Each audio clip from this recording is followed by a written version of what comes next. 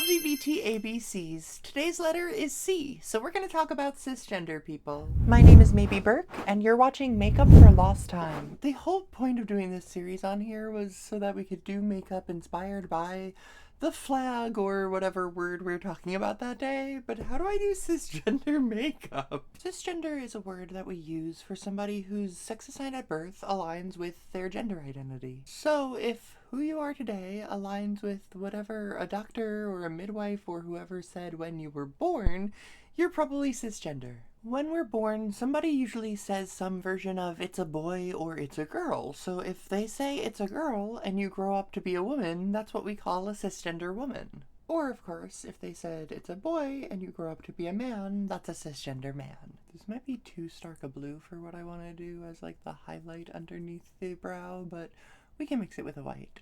Or a light gray. Cisgender is one of those terms that, if you don't know it, it's probably because you are it. And you just didn't know that there was a term to describe that. And it comes from cis, obviously being the opposite of trans. Those two prefixes actually have a Latin root, and they're applied in a couple of different ways besides gender. This is not really doing what I wanted it to do. Oh no. Let's see if we can get the base over this and subdue it a little bit more. There we go. So the prefix cis means on the same side, where the prefix trans means across, through, or on another side. And the prefix trans is a lot more common in our language in terms like transatlantic, transportation. There's a lot of words that use the prefix trans. Cis and trans specifically are used in biology, where it's talking about chemical bonds on the same side or a different side of the atom. That's as much as I know about it.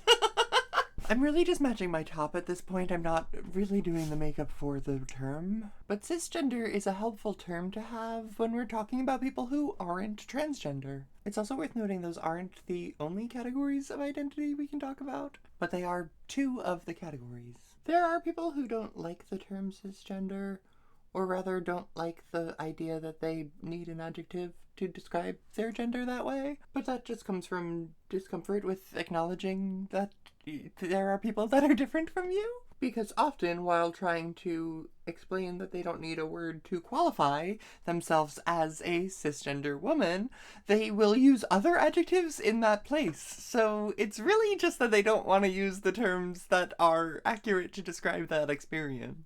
It most often comes up with women who are saying that they're just women, and trans women get the adjective, but I'm just a woman, I'm just a biological woman. And when you say that, you are putting another adjective in place to describe the experience of not being transgender, which is just what the word cis is there to do. So just use that word, you know? Personally, I love when we have language that can talk accurately about different experiences in this way. But obviously that's coming from the perspective of a trans woman. But I had a colleague who likened the idea of not wanting to be called cisgender to white people not wanting to be called white, because we see a very similar defensiveness come up from people who don't want to have a word to acknowledge that they are the norm. But I think it's helpful to have language to talk about that. Also because the term biological just literally means like alive, so that distinction never really made sense to me because I am a biological woman. I'm a woman and I'm alive.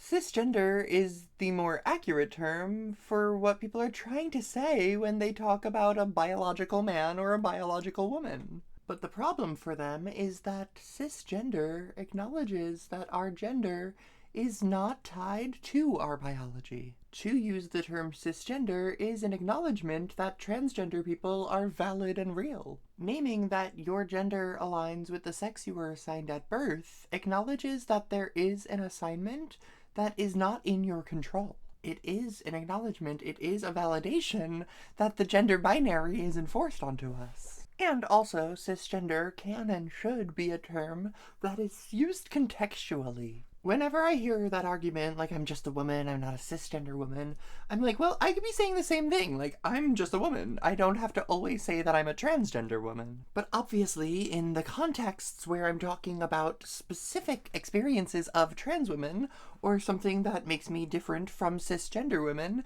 that's when it's important for us to have those words.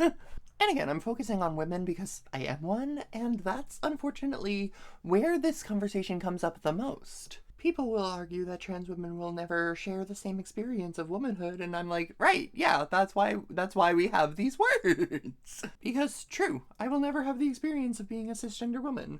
I will also never have the experience of being a black woman or an Indian woman. I will never have the experience of being a disabled woman. Like, there's so many different experiences of womanhood that I mean, black women have historically been kept out of white feminism and things, but you know what I'm saying? There are so many different experiences within every category of gender that we can talk about because people are complex. And these groups, these labels, are not meant to be that all of the people within this group or within this label are the same. Like, that's actually like where bigotry comes from. The idea that everybody within a certain group is going to act the same or believe the same things. Like, I thought we were past that. What it means for me to be my gender is not the same as it means for everybody who shares my gender.